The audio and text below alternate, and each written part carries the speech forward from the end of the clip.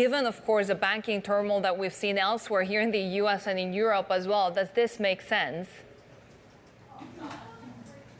Hi, Sherry. Yeah, absolutely.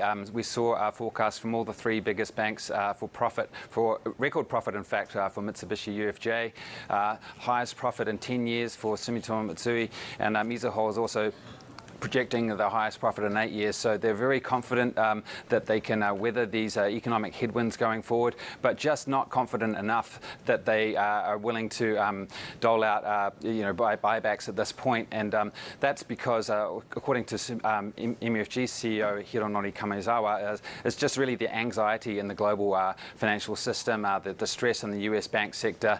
They have this very tricky task ahead of them. All global banks, but Japanese banks in particular, they're benefiting from higher interest rates. They've been lending all around the world. Their margins have been improving from that. But at the same time, they're also sitting on immense paper losses on their foreign bond portfolios. In fact, it's tallied up at about $18 billion worth in unrealized losses. And then they're not going to sort of face the sort of stress that US regional banks have. They've got very sticky deposits, a lot of liquidity, but really, they're sitting on these paper losses, and that's just enough to make the banks sort of say, well, look, let's hold off on buybacks right now, keep ample capital buffers, and really just see how the year pans out. So MUFG CEO said that they'll reassess the situation in 6 months. So we'll just have to see. But this really goes against the trend in the earnings season here in Tokyo, where other companies have been doling out big buybacks.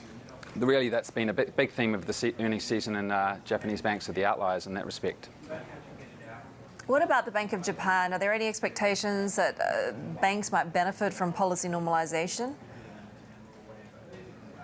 Yeah, unfortunately, the short answer to that is no, really. The hopes were rising, in December when former Governor Kuroda widened the band on the yield curve, thinking that could be a precursor to policy normalization. But of course, his successor, Kazuo Ueda, has really made it clear that he's going to take a very slow and cautious path towards policy normalization. And even if the yield curve control was widened again or scrapped altogether, that's really not enough for banks. Banks want to see the end of the negative interest rate policy. That's really been the one that's been squeezing their domestic lending margins, and really that's unlikely to happen anytime soon.